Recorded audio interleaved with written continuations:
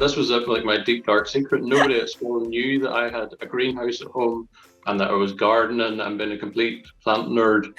And even like when I started going out with my girlfriend in my late teens, like it was maybe about a year before I actually introduced her to my greenhouse as well. This is an Asiatic lily. This one is called Pink Giant. They start out, they've an almost peachy shade to the pink, and then as they age, you know, there's a slight greyness to them almost. This.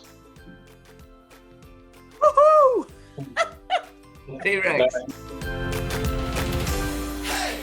Hello and welcome to episode 56 of Talking Dirty. Over at East Ruston Old Vicarage, looking brilliant and bedazzling in blue, we have Alan Edward Herbert Gray, our happy and very handsome horticulturalist, though you were so coordinated before you took your glasses off. Well, here we are. Such a good outfit. I'll put them on again. Well, I know that our guest today has a particular penchant for blue glasses, you see. And mine are in no way are they expensive glasses, but they are a similar sort of shade to his. But anyway, we're not there yet. Down in Cambridgeshire is Thordis Maria Sophia Fredrickson, looking fantastic in apricot. Yeah, we're going orange as usual. Half my wardrobe is some shade of peach, apricot or orange. Well, your peach, apricot and orange lips match your jumper. And my hair.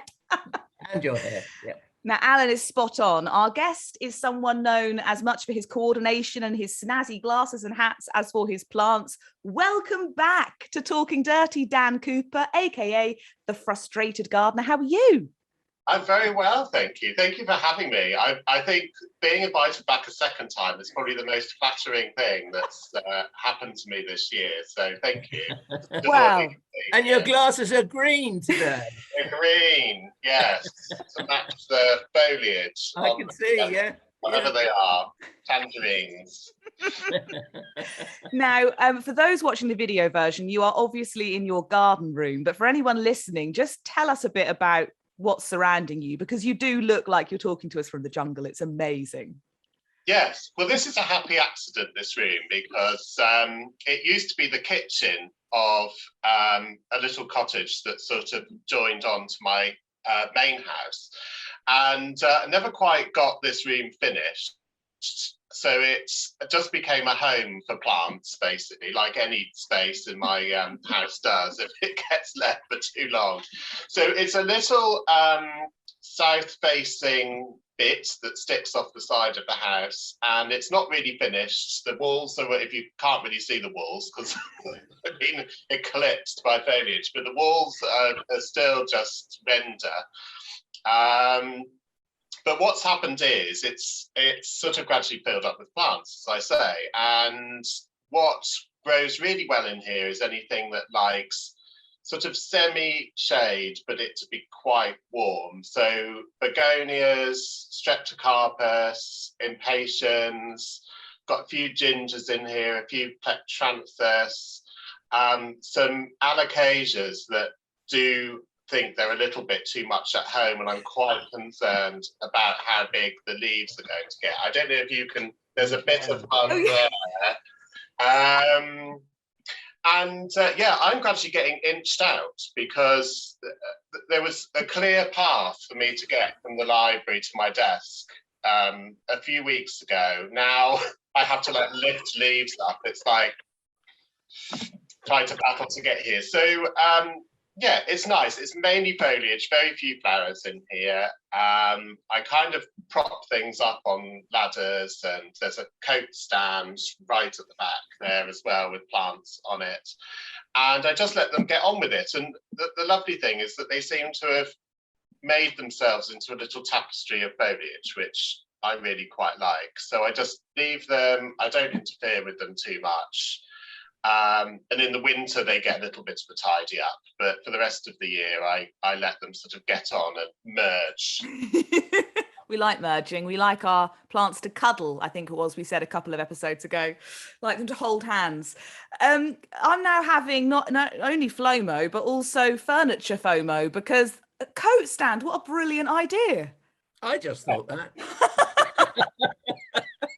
It's one of those, I mean, furniture doesn't get made like it used to anymore, but it's one of these, it must have been from the 30s or the 40s or something, when, you know, people made things properly at a proper sort of scale. So it's a really, really tall coat stand that you could, you know, hang a decent floor length coat off. And it's got a lovely tray in the bottom, which is genius as well, because that was, I presume, for umbrellas to drip into. Which is also very useful for standing a plant in. But yeah, it's great, and it's got hooks on it that you can hang things from, and yeah, it's just a jumbo plant stand, I guess. I need this in my life. I know exactly where I would put it as well. So this is now my new mission, to try and find a coat stand like that. How glorious. Maybe Alan will as well. Though your house isn't quite as... Well, your orangery is full of houseplants, Alan, but your house isn't necessarily quite like the jungle room at Dan's. Not at all. No, I don't have enough time to fill my house with plants like Dan does, because, I mean, you know, I've got a bit of a big garden out there. It takes a bit of looking after it. I mean, you know, so I'm out first thing and in as late as possible. So I don't have that much time, but I do have a few plants in the orangery, but they tend to be the kind of things that you ship in and out. I mean, currently we've got Gloriosa Rothschildiana in there, which is that which is that lily-like thing that grows in the African, well, it grows amongst elephant grass actually in Africa. And I've now got 4 different kinds in there, but they're not quite as different as they are shown in the catalogue, shall we say. But nevertheless, they're fascinating plants, and I do like them. I mean, my plain old, the first one I had, the ordinary Rothschildiana, I've had for about 7 or 8 years, and it's gradually the tubers are getting larger and larger. And, you know, you just dry them off in the winter, and I turn the pot on its side in the greenhouse and just let it keep dry. And it's a wonderful thing. By the way, if anybody grows, I just want to remind people of something, because if they grow what's that climbing nasturtium that looks like little birds called? Tricolour. Yes, well done. If you grow that, you need to be potting the tubers now. That's really note to self, because I haven't done mine yet and I need to get on and do it. But you do need to do it so that they can start into growth. When they start into growth, actually, the growths are very, very thin. They're like little pieces of wire. And you think, this is not it, you know, this is wrong. But as they gradually get a little bit longer and longer, and they start to twine around things and curl up, they actually, well, I mean, they just produce these clouds and clouds of flower from about late January until, I suppose, April. It's a lovely thing to have. Not quite hard enough for our country to have outside, but might it be worth a try in a sheltered spot? I think if you've got enough tubers, if you worked up stock, why not try it? Yes, I keep mine in a pot, the same as you. It looks like that parasitic plant, dodder, doesn't it? Yes, it does. Yes, little strange little threads that come out. Yeah. And yes, you do. And if you miss it and keep it out of the light for too long, they get a bit extended. But it's very, very lovely. I always think they look a little bit like tropical fish, but I guess it's in the eye of the beholder, Dan. And Thordis, I think we've got a shared craving for pentaphyllum, haven't we? Oh yeah, and I was so ecstatic when I saw one. I was at Alan's spring plant fair and I was talking to one of the nursery holders, and I saw a plant over their shoulder, and I thought, hang on a minute, I know what that is. And I bought it, brought it home, everything was going very well, went on holiday, and the marauding mollusks ate almost all of it, and what was left died. Oh, but what about the underground tubers though? Because they should still be okay. Well, I hope. I'm hopeful, but at the moment it's looking very awful, and I've never had it before, so I'm kind of. I wouldn't worry. I'm absolutely horrible to mine. It's gone. It was in a pot in the greenhouse, and then it did what things sometimes do, and it rooted into the ground, and then it sort of just escaped from the pot and just became completely wild in the greenhouse. And so every so often I sort of digging or rooting around in there, and up comes one of its little tubers. But I reckon, and I sometimes have to sort of rip clods of it down because it takes over. But I reckon you'll be all right if you've got some tubers left underground. I think it's pretty resilient. The one that I've always wanted is which I was just, I was sort of weeping because I went round the Botanic Gardens in Edinburgh a few weeks ago. And of course, the beautiful, I think it's Speciosum, isn't it? The red one. Yeah. Like dripping off everything. And it just loves Scotland. I didn't realise it's called something like Scottish flame creeper or something like that. But it's too dry here for it, unfortunately, and probably a bit too warm. But can you grow it, Alan? I have grown it, but it's a trial to grow. I haven't got it anymore. It didn't like me. It doesn't like the dryness of East Anglia. And you're right, it doesn't like the heat. It's one of those things, a bit like the blue Himalayan poppy. It likes coolth, Coolth, which I think is a lovely word. But you try and say it. It's such a lovely thing, particularly if you've got all these sort of course, all around the Botanic Gardens are these lovely villas, and they're all sort of crammed with rhododendrons and camellias. And of course, when they're over, it's a really nice thing to have sort of draping artfully over your sort of dreary looking shrubs later in the year. But yeah, another one for the list. I know a couple of places in Norfolk that can grow it in actual fact. One was they grew it in their garden through a yew hedge, but the most surprising place I ever saw it was in an old house in Aylsham that was up for sale, and Graham and I went to look at it. And it had at the back a damp, dank, shady courtyard. I mean, it was almost creepy. It was so sort of cool and mossy and frozen in time and all the rest of it. And there, peeping out over the top of the wall, was this Tropaeolum speciosum. And I mean, big draping sheets of it. It looked lovely. Now, I mean, that was some unexpected Tropaeolum appreciation, and I do love unexpected or indeed expected Tropaeolum appreciation, which is quite hard to say. Well, you know that Dan is a great man for posting Dahlia shots, and on Instagram and things. And I'd like to open the Dahlia thing, if I can, please, with a little bit of a success story for me. And it's a success because it's not about big flamboyant dahlias. This is quite a modest flower. It's dark sort of mauve, almost purple, single, yellow scented flower. And it's on my tree dahlia. And I've never had a tree dahlia open so early. It opened at the beginning of this month, which I think is absolutely terrific. And I'm just praying now that we don't get any southerly or southwesterly winds, because it's on the front of my house, and I've tied it in as much as I can without ruining other things. But I suppose the tallest cane is probably 10 feet tall, which is one hell of a height. And if the wind gets on that, it won't be good. But I'm quite thrilled about it, really, because it's the first time it's ever flowered this early. That's extraordinary. I mean, often you have to wait until the bitter end, and you're sort of dicing with whether it's going to make it before the frost gets it. But that's fabulous. Well, I tell you what, Dan, a little story. We had one in the kitchen courtyard, and I could see it outside through the kitchen window. And this was on January the 6th, and the flower actually opened on January the 6th in the morning. By lunchtime, it had been blown off. But it flowered. That's the it flowered, yes. And so begins the Dahlia chapter of this week's edition of Talking Dirty. Anybody who follows Dan, and if you don't, go follow him immediately. Anyone who follows him knows that at this time of year, it is so much about the dahlias. I mean, you're not a one-trick pony by any means, Dan. I don't want it to sound like that. And obviously, last time you were on, you were talking all about tulips. But you are pretty darn good with dahlias, and you pick some extraordinary varieties.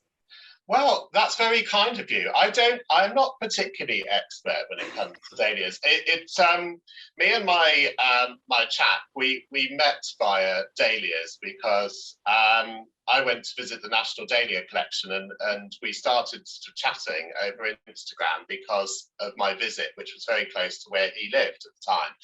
And I think I probably had a mild interest in dahlias at that time. I mean, I like anything that's a bit sort of flamboyant and showy offy. So, strangely not, obviously drawn to dahlias, and the National Dahlia Collection in its old location was quite something to behold in sort of late September, early October down in Cornwall. Just fields and fields of dahlias that you've never seen before, and quite a good way of, I guess, making comparisons. And I think, and that sort of set me off really. So that's probably 4 years ago or so now. And then we acquired our allotment last year because I was struggling really in our garden. They don't get enough space really.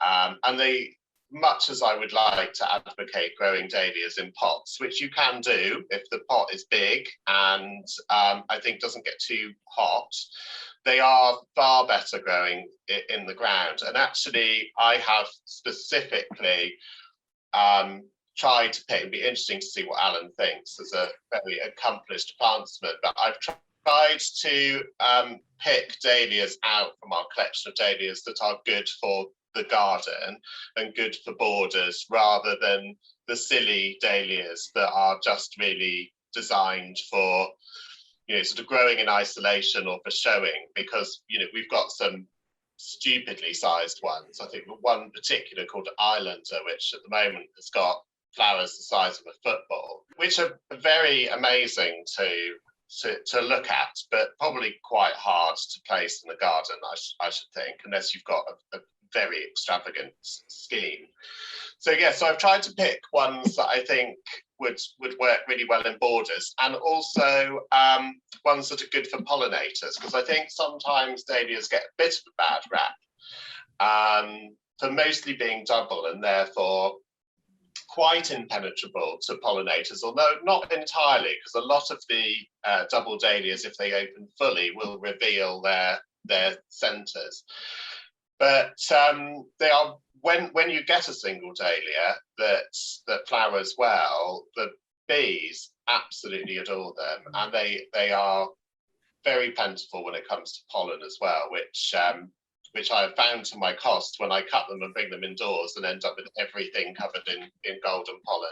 But so those are the ones I've chosen. This is the selection. Now this is the same as with the tulips, isn't it? But I've learned my lesson, because my lap, if you can see it, is covered in a towel. Last time I got soaking wet. Yeah, I'll share a link to your tulip podcast so people can go and watch it. But for anyone who, for some reason, hasn't seen it, you did end up sort of tipping half the contents of the water onto yourself. So the towel is a very good idea. Not this time. Right, well, we've had a taunting glimpse of the full vase. So, take it away, I suppose, for Dahlia Show and Tell, whichever one you want to talk about first. Throw it at us. I'm just going to sort of hold on tight. I think I'm in for a roller coaster ride. You may have to stop me, because I might, if it gets tedious, you might have to stop me. So the first one is an absolute classic, and it looks very dark here. I'm sorry about that. I don't know, but I know you will find a nice image to probably put up on the screen. So this is Karma Choc, which I think probably lots of people grow. It has a particularly sort of luscious dark flower, and the petals tend to fade a little bit at the edges, which is nice. And the other good feature of this is the dark foliage. So that is a really great border dahlia and flowers very, very prolifically. Ours is absolutely smothered at the moment. One thing I will just mention, I'd be very interested to see what Alan thinks of this before I go on to the next thing, is this year we've got a combination of dahlias that we've grown from tubers, cuttings, and from plants that we've bought that are about sort of 20, 30 centimetres tall. And almost without exception, the best performing plants and the earliest flowering plants are those that were grown from cuttings that were about this big. And the difference is quite extraordinary with some of them. Some of the ones that we grew from tubers, very healthy tubers and quite large, are lagging a lot, and are not nowhere near as floriferous as the ones from cuttings. But I don't know. What do you think about that, Alan? Dare I say, I think the vigor is in the youth. So the youngsters, the cuttings. I mean, lots of plants behave like this. If you grow gazanias and you can grow them from year to year, the young plants from cuttings bloom much more. They're much more floriferous than the old lags left in the ground, if you like. And I think the same thing goes with dahlias too. I found that sometimes if you dig a dahlia tuber up, it's terribly congested. And I think at the expense of having, shall we say, 1 or 3 good flowering stems, you end up with a lot of sort of silly little bits and pieces, and it doesn't know what it's doing. It's sort of, well, I've got to feed this one, feed that one, all the rest of it. Quite often when I'm buying dahlia tubers, I actually turn them upside down and pull the tubers apart and have a very sharp knife and slice between the tubers into the crown of the plant, trying to make sure that I've got a little red bud, you know, which is a shoot coming off it. And, you know, people actually say, if you don't get if your dahlia tuber doesn't have a little bud at the top of it, it's no good. Well, I make a mess of my dahlias, and I, you know, when I'm chopping them up, bits fall off and all the rest of it, and I put them all in a seed tray and cover them with compost, and I still get plants. So, you know, I'm not saying you get one every time, but you do. But I think what you're saying is very true about it's the youth of the plant that makes for a much more vigorous plant. Although in time, some species dahlias, I'm not sure about hybrid dahlias, but species dahlias can get more vigorous as the bigger the tuber gets under the ground. And I'm thinking particularly of my tree dahlia that I just mentioned, and also another dahlia called Dahlia coccinea, which is a single flowered, bright red or bright orange in color. I've got 2 forms of it. They both came from Avon bulbs, and one is a very, very bright scarlet. It's like a huntsman's scarlet tunic, you know, that kind of red. And it has very fine foliage too, which is rather nice because it takes away the grossness of the plant. And that over time will make a plant 5 feet, 6 feet tall and 4 feet across. And it is very floriferous. Oh. Yes, it's a lovely one. Can I just recap something that you touched on earlier when you went to the National Dahlia Collection? The National Dahlia Collection will send out tubers, but they also send out rooted cuttings. And that's how I got one of my favorite dahlias, which is Chimborazo. Do you know that one? Yes, we've got that one. I love it. Yeah.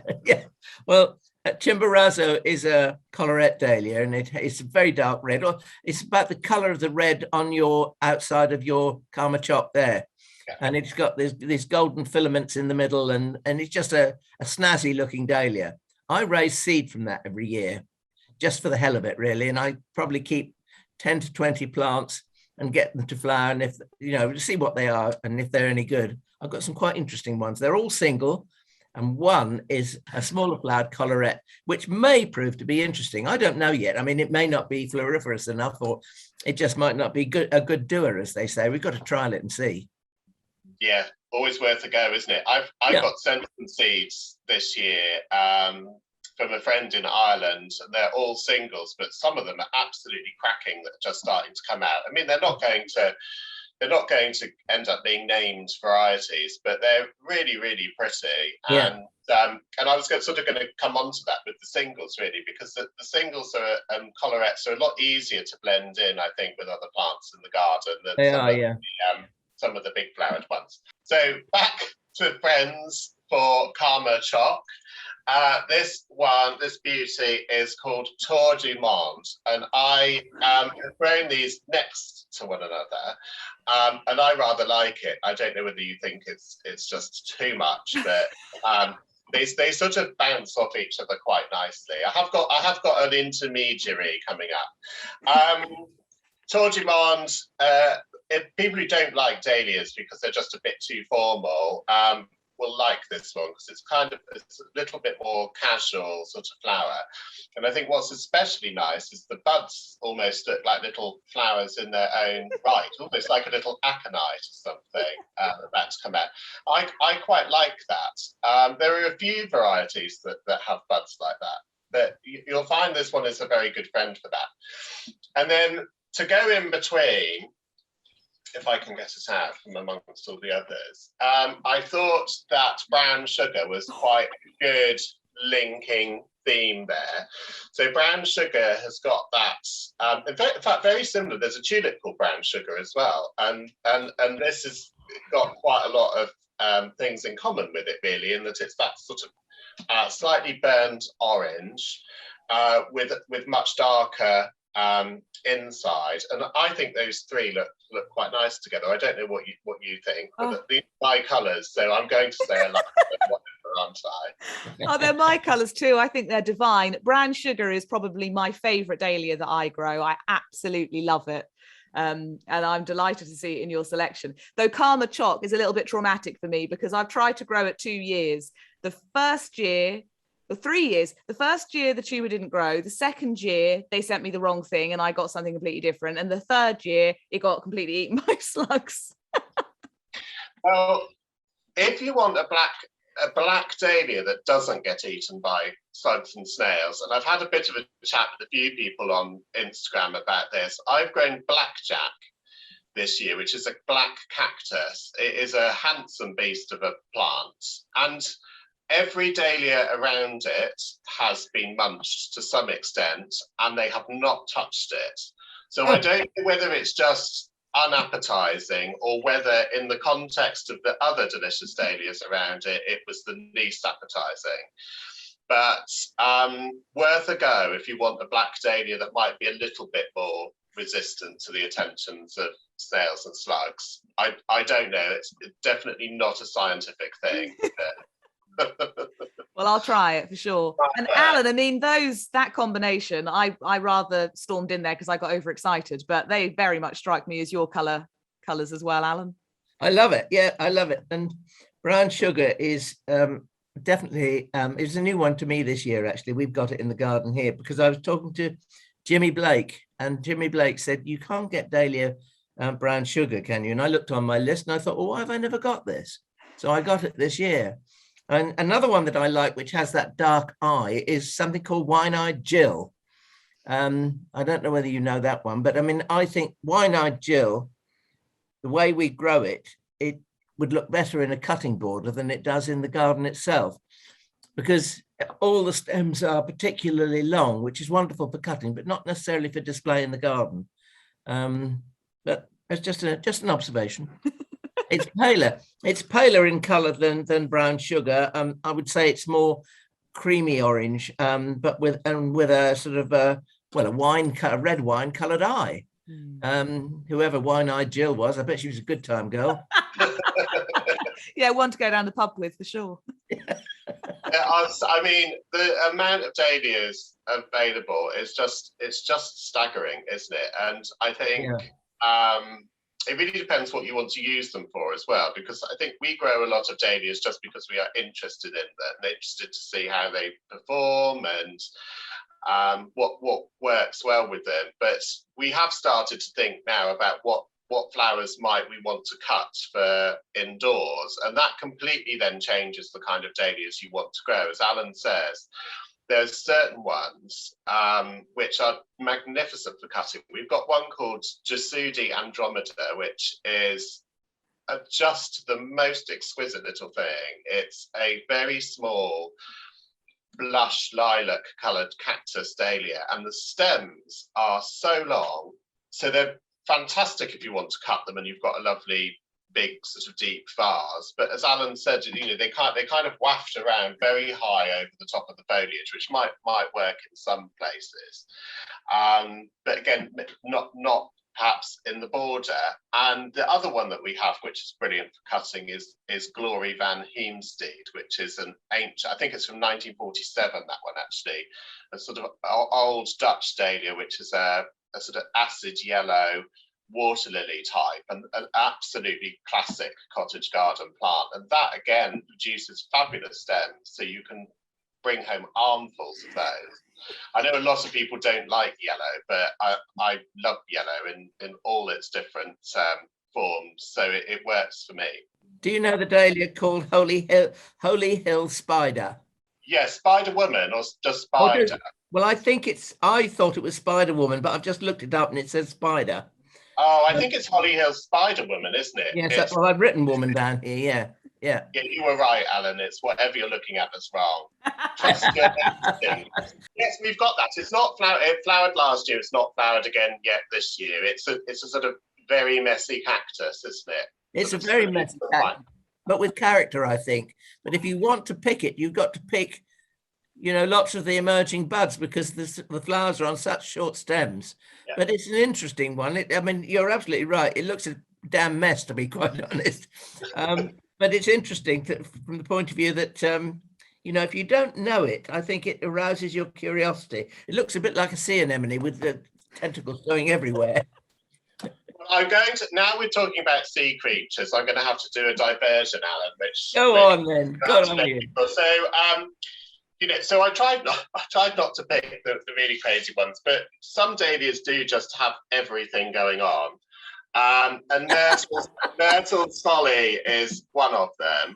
And this is quite a small bloom, because that didn't happen, because they can get very, very large. I guess that is, what's that, about 7 or 8 inches across. Yeah. But absolutely splendid dahlia, if you like, something a little bit different and a little bit, I don't know whether this looks like a sea creature or a sort of exploding sun or something like that. But as you can see, so this is what's known as a fimbriated dahlia, which means that it's fimbriated is just sort of Latin or whatever for fringed. So it just means that the petals are slightly broken at the ends.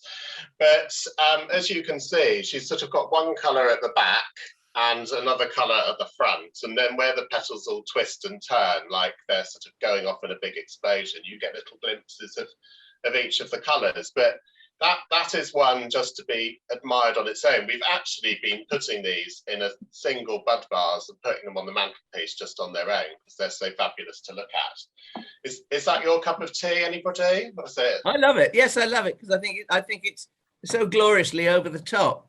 We have another one in the garden here, which I think is it's a strange coloration. I haven't got it in flower at the moment, but I always think the name should be said with an Australian accent, because it's called Lady Darlene.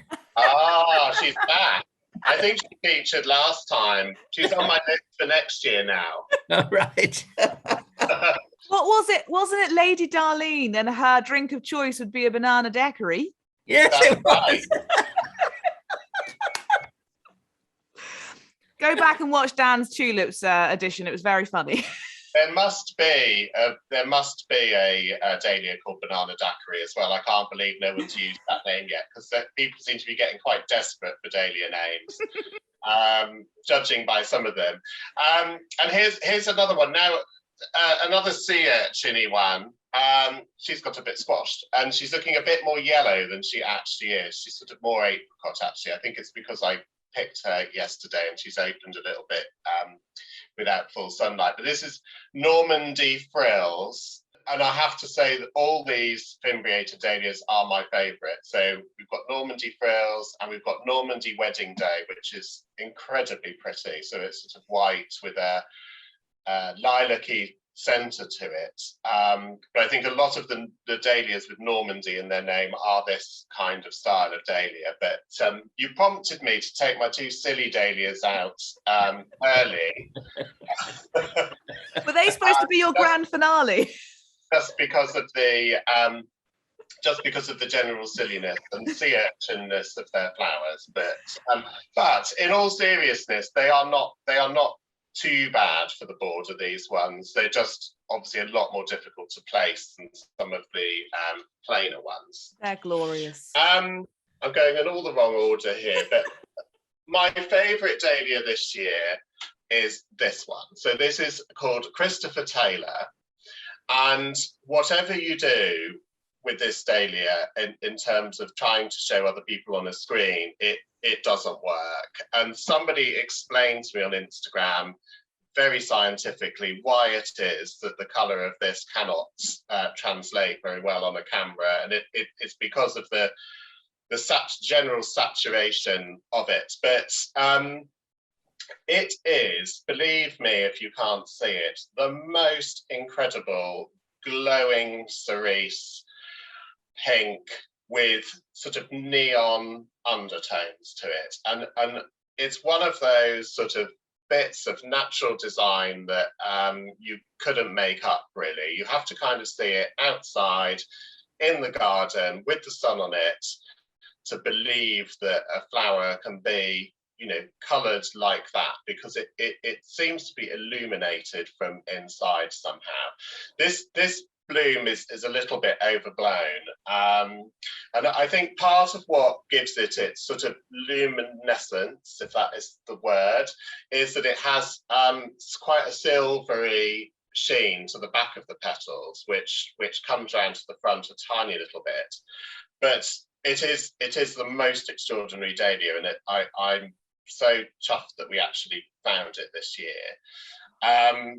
The other thing which is very nice is that all the stems are a very dark sort of aubergine colour, which really sets it off. The foliage, and I'm afraid, you know, Alan mentioned one dahlia that has sort of attractive foliage, but most dahlias have the same foliage, whatever's going on up above. But the purple stems make a nice difference, and the buds are a nice purple as well. I was going to ask what Alan thought, if he's tried this one. No, I haven't, but I'm very intrigued to try it. And I think, I mean, what do you call that? A water lily style of bloom? Yeah, exactly. But I'm intrigued by the luminescence of the paleness of the silvery sheen at the back of those petals. And I immediately just thought that's one to take seed of, just to see what the heck you get. I mean, they might be horrible and all the rest of it. You never know. I mean, how was this born? How was Christopher Taylor born? He was born from a seed. Who were his parents? Nobody knows, but he's a very upright gentleman and very nice. I sometimes look at these dahlias and think, if I was a dahlia breeder, I would, you know, you would just weep for joy, wouldn't you, when one of your hundreds and hundreds of seedlings which they have to grow to get a good one, it comes out like this, and then, you know, they have to grow them for a good 2 or 3 years to make sure that they're stable, and then to find that you've got one as good as this, you must just be chuffed to bits, mustn't you, really? Yeah, absolutely. So anyway, yes, now Halls of Heddon, Alan, if you need that one. Halls of Heddon, that's where we get a lot of our dahlias from. I'm allowed to say that, aren't I? Oh, yeah. Yes. Brilliant. And that's where we get our cuttings from. And they are, and what's lovely about Halls of Heddon, Alan, if you've not bought any cuttings from there, is you can choose what week you want them delivered as well. So that's useful. Yeah, very useful. Really useful. So you make sure you're not on holiday. You can make sure that you've got room in your greenhouse. It's brilliant. Do you know, on that note, I got my newsletter from Scamp Daffodils, and it's a similar thing where if you're going to be on holiday, they will organise the delivery to make sure you're there to receive your precious narcissi, tulip bulbs, etc. So it's always worth looking for that. I mean, it's the summer, people go away, and it was awful if you miss your plant delivery. That's customer service for you, isn't it? You don't get enough of that. Right, now, so another brilliant, so this is sort of on a par, I think, with Karma Choc in terms of popularity. I'm just going to put another light on to see if, that's a bit better, you can see it. So I think a lot of people probably, this is Hillcrest Royal, which is very good garden dahlia, and again, these sort of very, very regal tones of sort of a royal purple and a cardinal red there in the background. But that's another one, a bit like Christopher Taylor, that sort of almost makes your mind blow with just how those colours work together. So that's a cracking one. I'm sure you've grown that one lots of times, Alan. Yeah, I have, and there's actually a whole stable of Hillcrest varieties, aren't there? I mean, them are not all of them are everybody's cup of tea, but it's if you see Hillcrest, you can reckon that they are a decent dahlia breeder. Yes, and I think it's the same with Jowie as well. Particularly if you're a cut flower person, I think all of the Jowie dahlias are pretty weatherproof, and of course I don't know if you saw, Alan, but there was pictures on Instagram of Jowie dahlias after they had those terrible floods across Belgium and Germany, with all of their fields submerged in water, which must make them cry. But hopefully the floods have subsided and they can get on with their growing season now.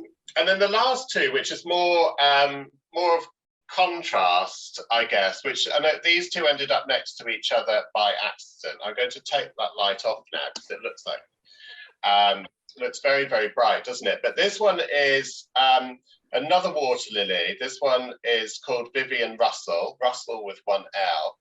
And again, for people who don't like the very, very formal, neat dahlias, this is really quite pleasing, I think, in amongst other flowers. It's got sort of cosmosy kind of qualities. The stems are quite thin, and there are lots and lots of flowers on it.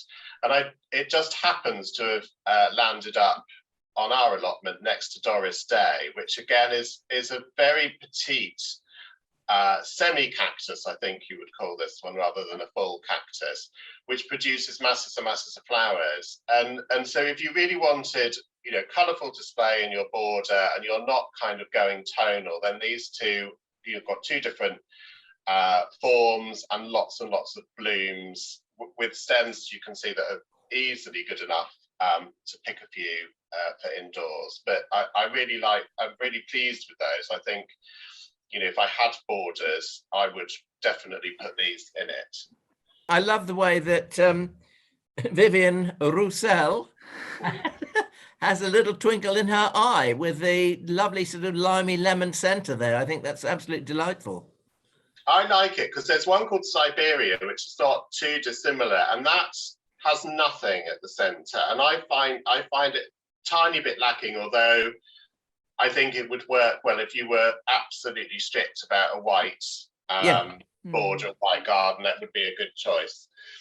So my remaining dahlias are... I can't wait for these because I saw the glimpse of them when you passed them over, and I've been waiting for them. And these are all singles. Now, so I'm going to... So my long-term favourite, which again, we keep talking about... I keep saying to my partner, someone needs to write a book about colour, the words to describe colour for flowers, because I find that it's impossible to describe the colour of many flowers without using hopelessly long sort of strings of words that don't really, you know, that don't really help. And I've bought a few books on colour, but they don't help that much. But Magenta Star, oh look, she looks quite good on screen. She does, yeah, she looks true. Staging me really, but Magenta Star, probably all-time favourite single dahlia. I will get a picture to you, Thordis, for you to put on so that you can see, because this is a very, very stately plant already. Probably 5 foot tall and plastered in flowers. You can see what this is making the camera go, at my end, go funny colours, trying to adjust to the pinkness of it. But it's an absolutely cracking dahlia. Alan probably knows this already, but it is renowned for not producing very big tubers, and they are piddly at the end of the season. You think, well, how can a plant that huge have only produced tiny little tubers like that? But you don't need to worry, because it comes back as an equally big plant the next year. The stems and the foliage are, you know, as near black as you get in a dahlia. Very, very attractive. But of course, it is these luminous sort of neon pink flowers that are the big attraction. I took a picture of this a few days ago with the sunlight shining through the back of it. And what's extraordinary is how saturated the colour still is, even with dazzling sunshine behind it, which just sort of shows how much pigment is in these petals to get this sort of depth of colour. Bees adore this, and they actually, I think they get so intoxicated that you actually occasionally find that they've gone to sleep in the middle of the flower, sort of clutching on for dear life, having a little snooze. But if I could only grow one single dahlia, I think it would be a toss-up between this one and probably the next one I'm going to show you. But is this one you've tried, Alan? Yeah, Sure it lives in the ground outside my potting shed. I've got 2 plants of it there, and it pops up every year. I don't do anything to it at all. I don't mulch it or anything. Yeah, and it pops up every year, and it's a very good plant. I grew it once in tandem with another single dahlia, which is called Twining's Revel.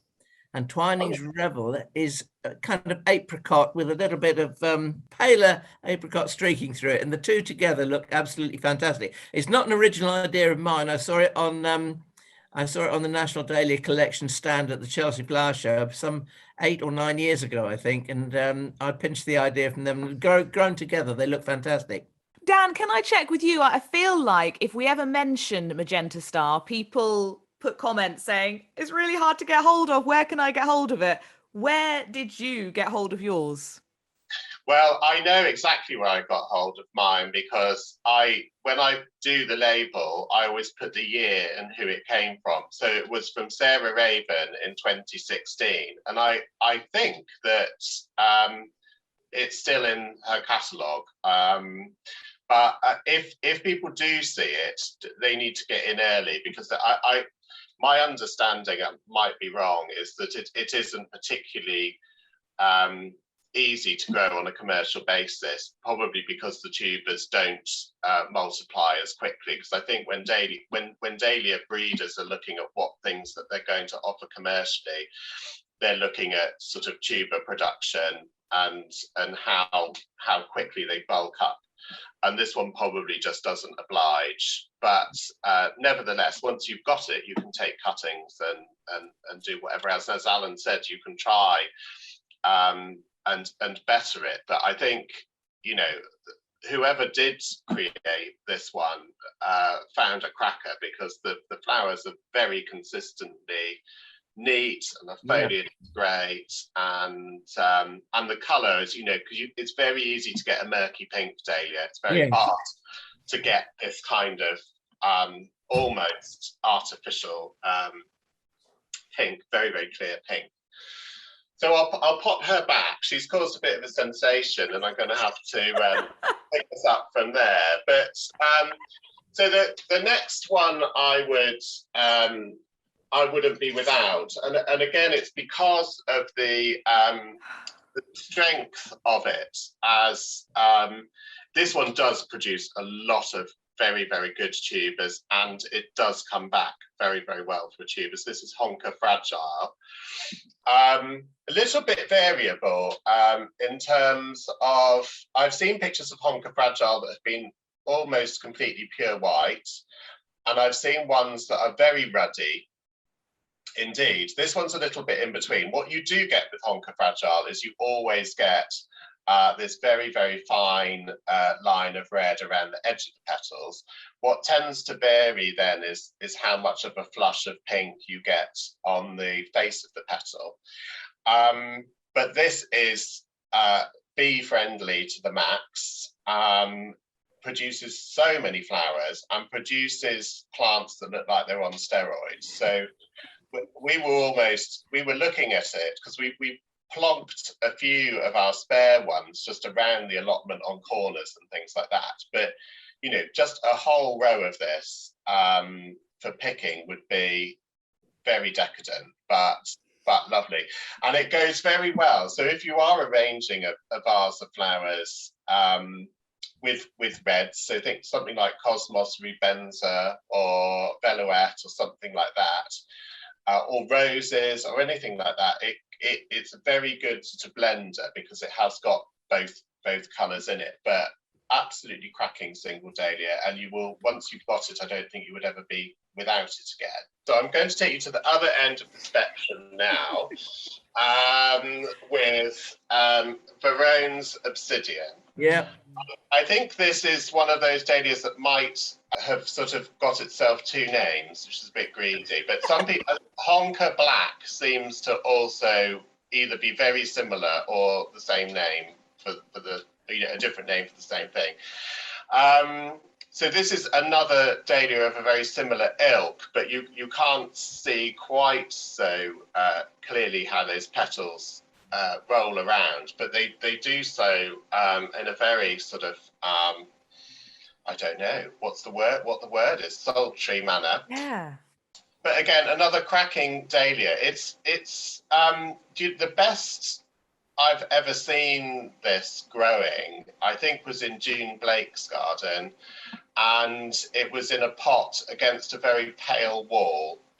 And because the problem with these very dark ones is that the flowers don't show up particularly well, especially from a distance. So if you can put it against something that's much lighter, so whether it's foliage or a painted wall or a fence or something like that, you will get much more benefit, I think, from the flowers. Well, I think the other thing you can do is you can surround those dark colours with silver foliage in the garden.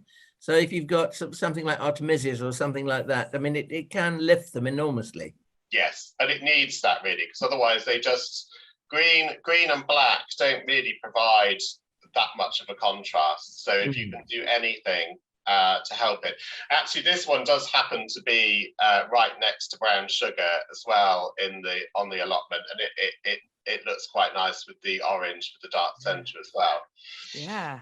Wow. A new one next for us, which I'm really loving, and I think I probably just displaced one of its petals, which is a shame. Let me see if I can. Oh, I think I might have lost it altogether. Never mind. I'm doing it a disservice, really. So we've had one called Mexican Star for a long time. So that's a very small single dahlia with a dark plummy black flower, and that is always the first dahlia to flower. So that's 2 years running it's been the first dahlia to flower, and it will definitely be the last. So it produces flowers in the most incredible quantity. However, I think Halls of Heaven must have had a go at that to see if they could better it, which I think possibly they have, and you can see that there's a petal missing. I'm not actually quite. Oh yes, I can just see where the petal has gone now. Sorry, maybe I shall hold it up there like a paste there. Let's see. That's what it should look like. So this one, yes, Hadrian's Midnight, it's called, and it has very pretty feathery foliage, Alan, which you would appreciate. Very, very dark foliage, and these lovely flowers, which are much larger than Mexican Star, and they look like, you know, if you get blackberry juice sort of on a white t-shirt, it's kind of that kind of effect. So there's definitely a lighter background behind this redness, which gives it a slightly stripy appearance, but again, really lovely. It would be very good in a border, I think, particularly with dark foliage or silvery foliage, but worth getting hold of that one. I really like it. And the other thing which is different is Mexican Star's flowers tend to always point downwards, whereas this one is much more outward facing. So I think it's a bit better. God, that's gorgeous. That wasn't on my FLOMO list, but I think it might be added. So that's Hadrian's Midnight. I think there are some other Hadrians as well, but then they're all single. So I think it's a similar concept to the bishops, but from Halls of Heaven, I think. And then I haven't got. I feel like I should have bought some more collarettes now, because Alan mentioned Chimborazo, but we've got one called Don Hill, which is quite nice, which is all red. But this one I have found very pleasing this year. Again, it is a fabulous dahlia for cutting. It has really, really long stems and lots of flowers, so you don't feel bad about cutting a few off to bring home. But this one is Edith Jones. It's like the Legally Blonde of dahlias. It's got all these pinks going on and all this sass. Yes, and I'm aware that I've sort of done my usual and gone all sort of peaches and plums. Poor Don is always kind of hauling me back from this. And sometimes I just have to choose dahlias just because I think we should give them a go and see what they're like. But we did see this one at Doddington Place, I think, which is a very lovely garden just further up in Kent, which I should be better known because it's really, really super. And they have a lot of dahlias in the garden there later on in the season, and we saw that one there and thought we should probably give it a go.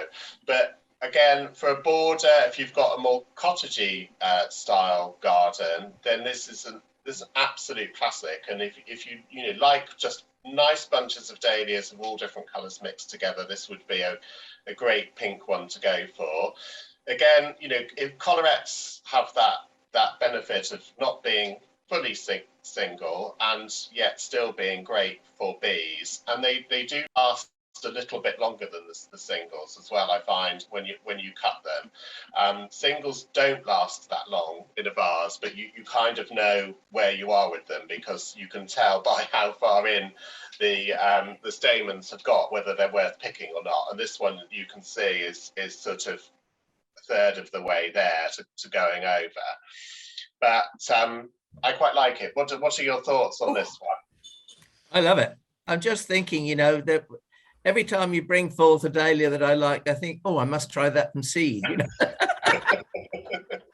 I have to say to everybody, just in case that people are thinking they're going to get everything fabulous from seed, you don't, because you may grow 100 seedlings and you may get one, you may get none, of course, that are worth keeping. There are some gardens, and I know June Blake, Jimmy Blake's sister, is one of them, where a lot of the late summer display is seedling dahlias.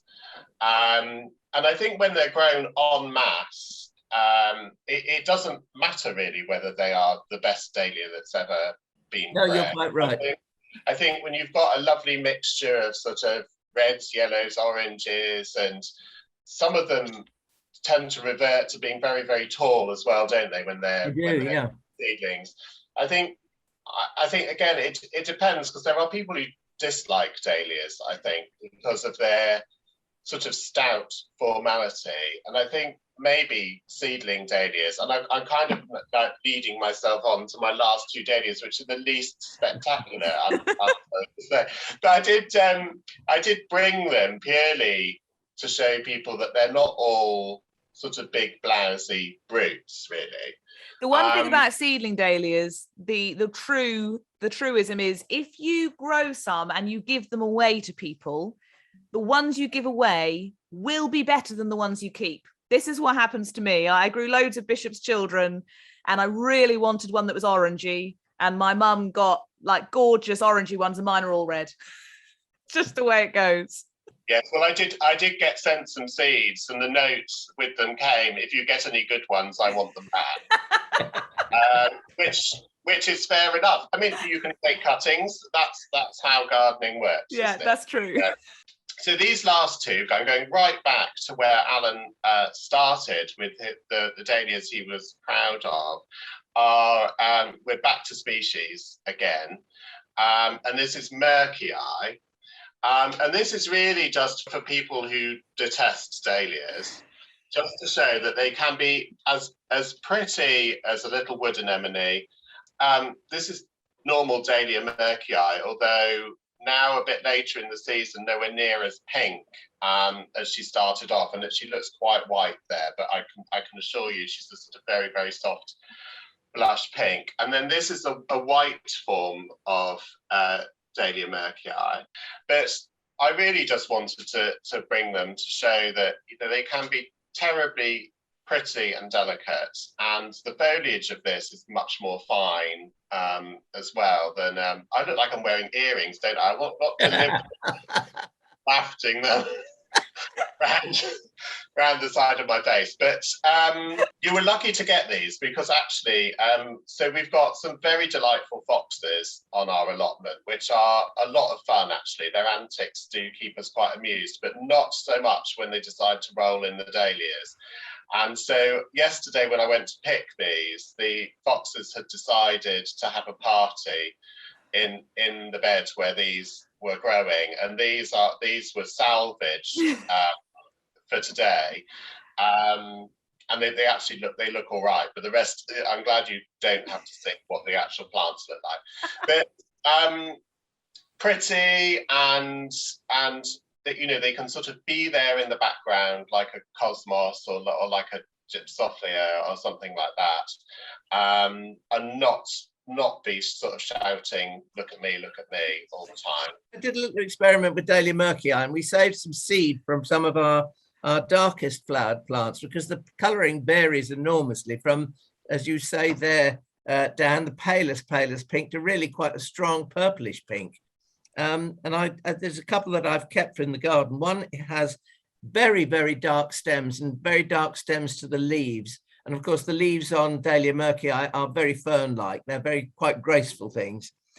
So I've kept that in the garden, hoping to do some things with that. And another one that amongst the seedlings came up with lemon foliage. And I thought, oh, there's something wrong with this. And so I potted it on and kept it going. And instead of making a very tall plant, it's made a very rounded plant. Lots of the liminess has faded in the foliage, but it's still a pale green with the palest pink flower. So we'll see what that does as well. But it's interesting just to note the differences of what you get from one plant to another. So many differences. I mean, I think that the reason why there are so many dahlias is their general sort of propensity to vary naturally and through breeding. We've got 3 Dahlia imperialis on the allotment that we've been given by people to see what they do, and they apparently, because we're nowhere near as advanced as you, Alan, in fact probably will be lucky to have a flower by November at this rate, but we've got a double white imperialis, which again I've never seen it flower, so I only know that by what I was told when I was given it.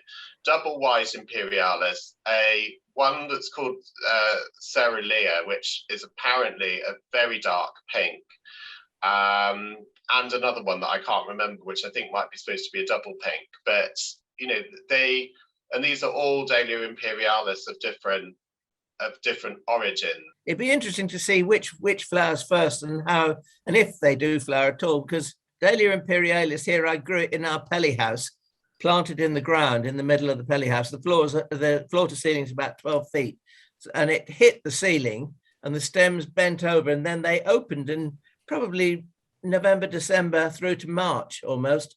And there's lovely nodding single bright pink flowers. They were really quite spectacular. But I, like you, have got another one called Dahlia campanulata, which is white with a dark maroony coloured centre. But do I ever see it flower? It didn't flower last year, but I mean, I'll just have to wait and see if it does.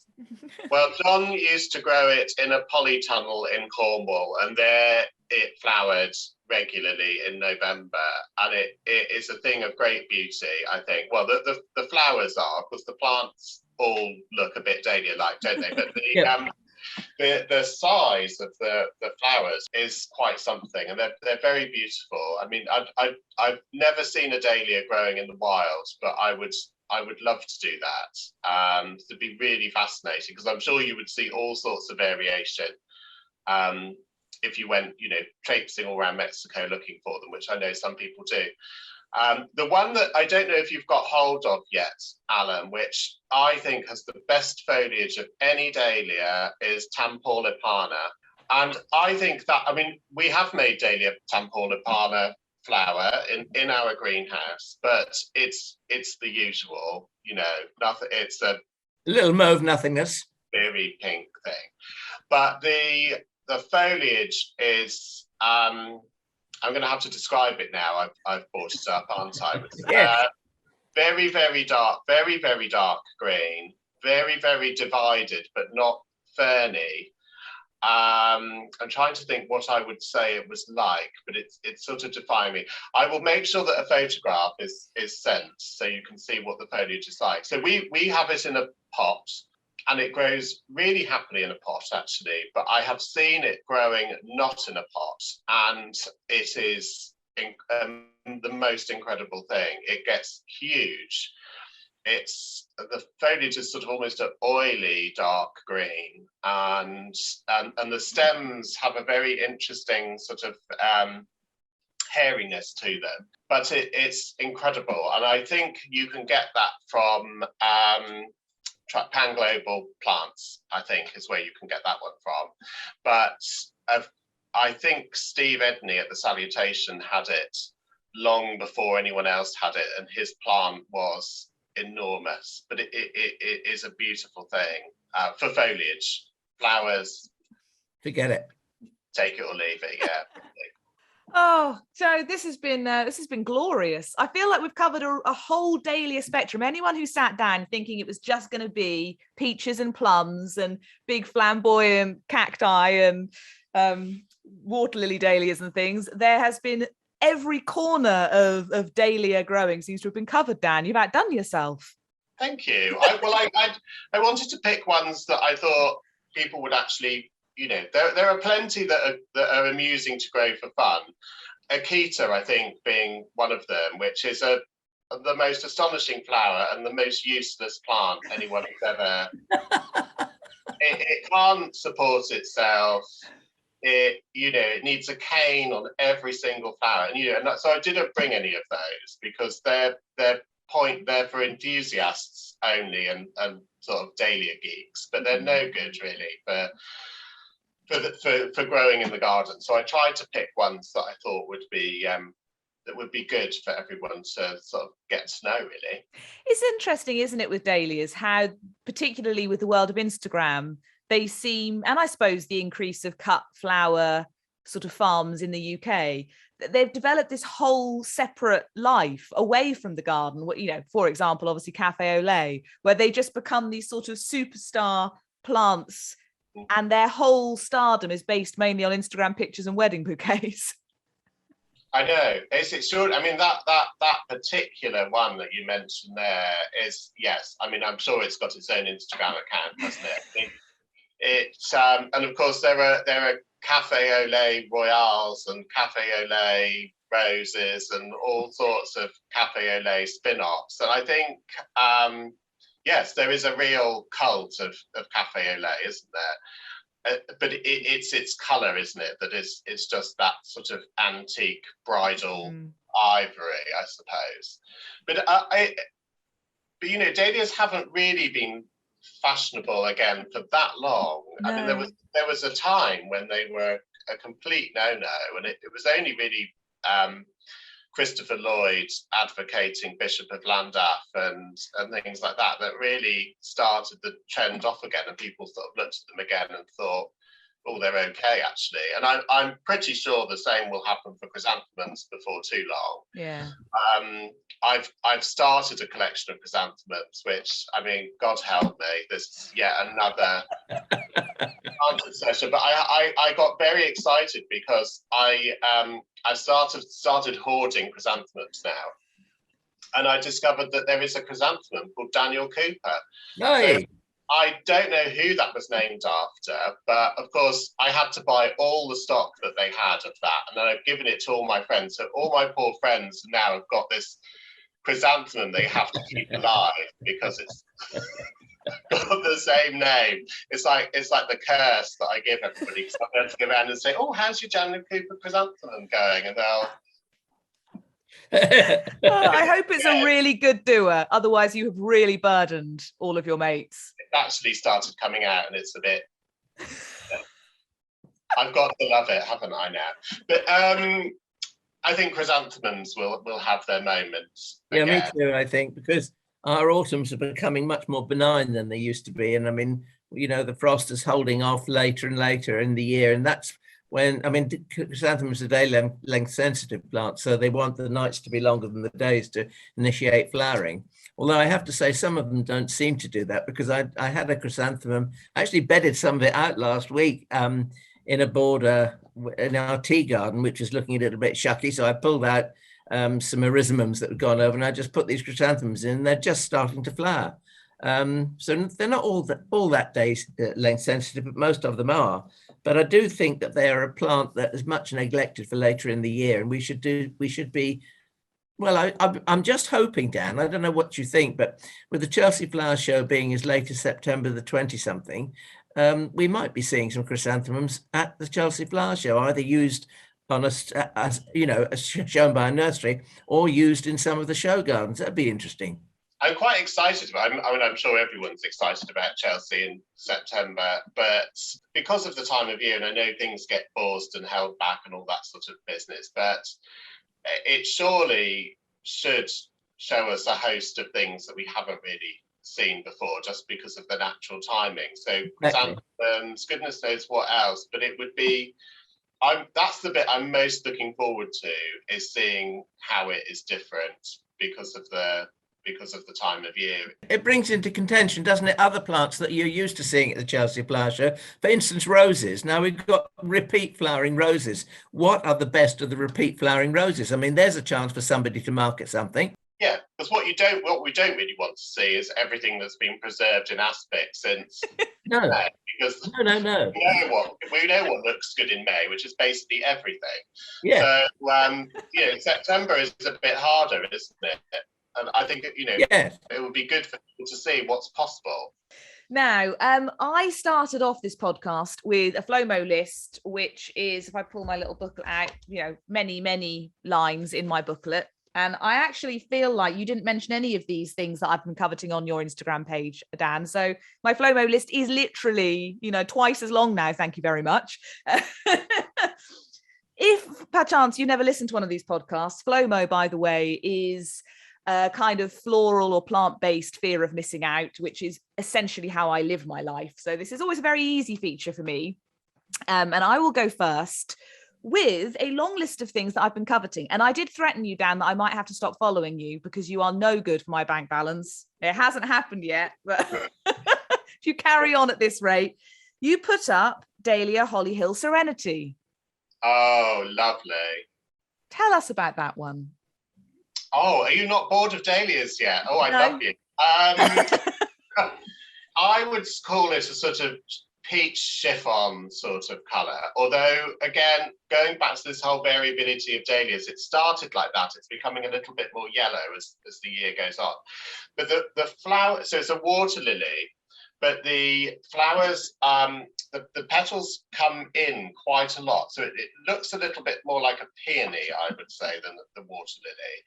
The flowers are almost so perfect that they do look like they've been fashioned from silk. I've got a picture of it, and you just think no plant can look that perfect. So maybe not good for the people who like the more sort of casual, frazzled look of cafe au lait and things like that. But I've got enough casual and frazzled going on up here. I don't need it in my dahlias. Gorgeous, just soft and gentle and romantic. Yes. Water lily dahlia. Very, those very words. nice. Dahlia Ken's Rarity. Oh, well, that's just me all over, isn't it? I mean, that's like an explosion in a highlighter pen factory. It's sort of fluorescent yellow in the middle and neon pink at the edges. I'm laughing because I'm looking at these as you say the names, and I just think, wow, my God, look at that! It's like it's got light inside it.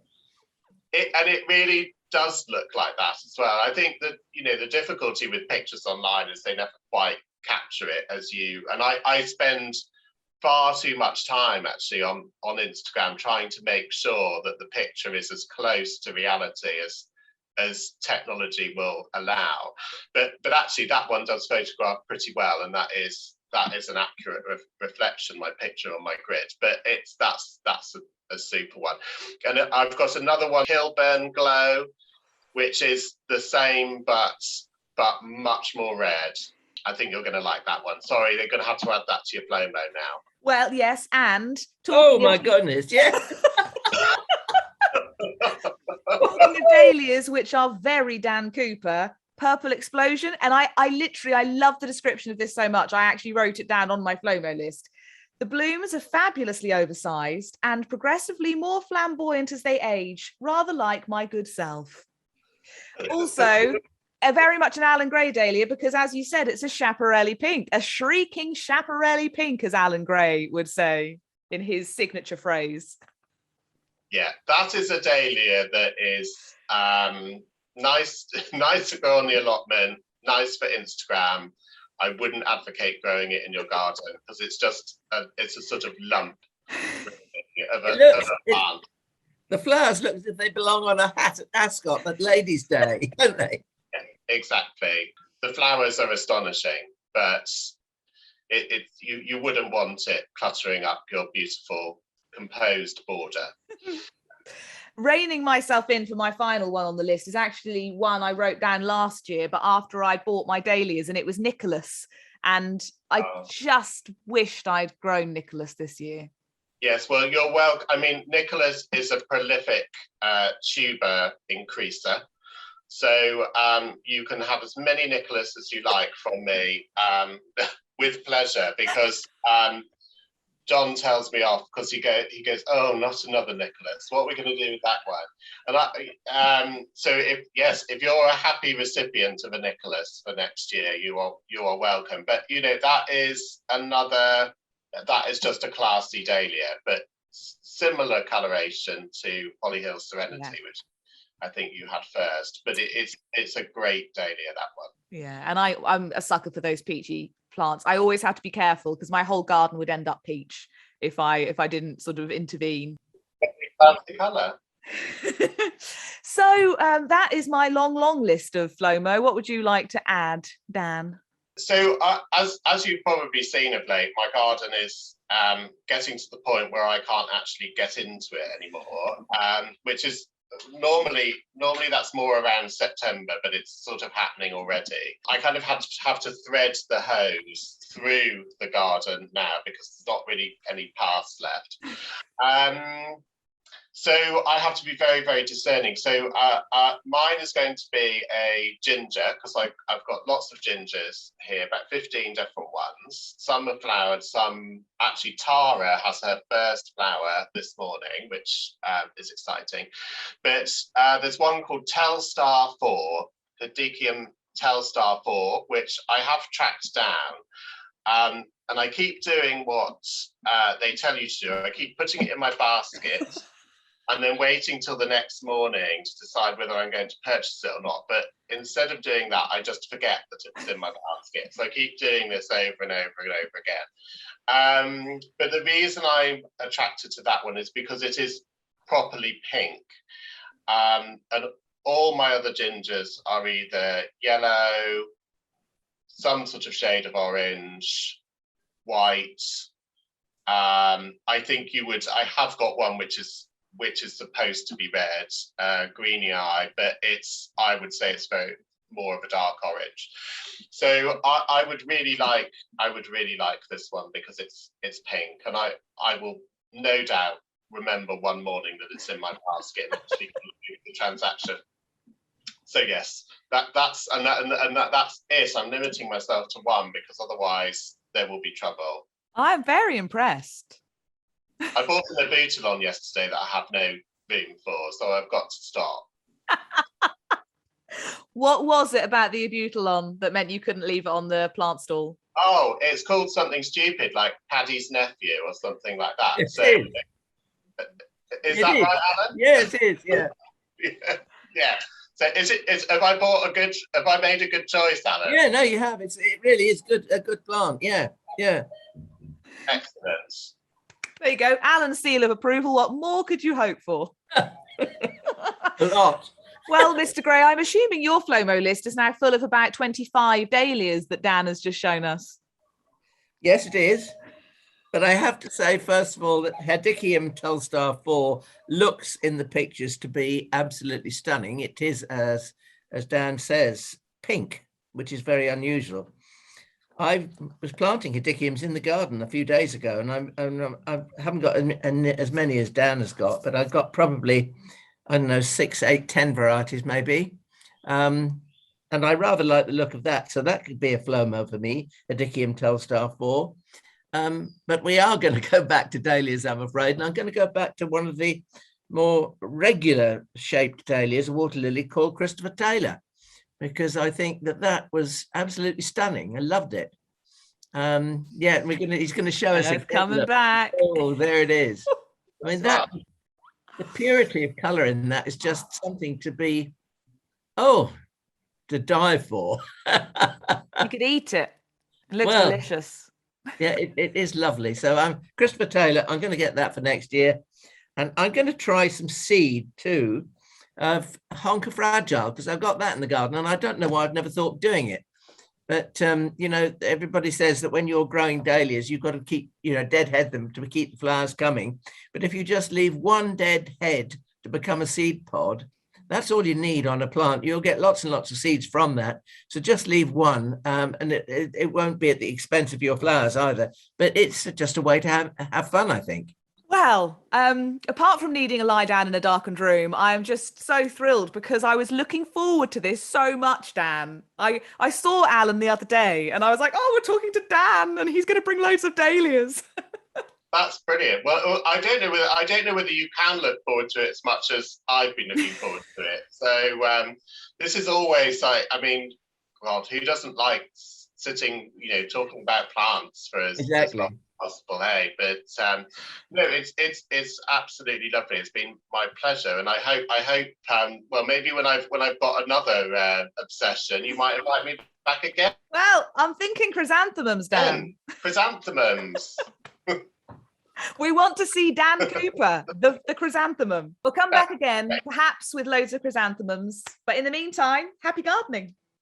Happy gardening. Lovely to see you, Dan. All the best. Good to see you. Bye-bye. I heard all of it, even if I was looking a bit like... You froze in a very good position. You did, actually. You just don't want to freeze when I've got my resting bitch face on, I tell you. Dan, I've been looking forward to this so much. Well, there's a huge... Have you I think Dan might have frozen hilariously at the very end. Have I frozen? I can hear you. Let me see. Last time. Oh, there we go. I clicked on you and you're back. There we go. I'll retake. I'll try and put my genuine enthusiasm into a retake. Take two.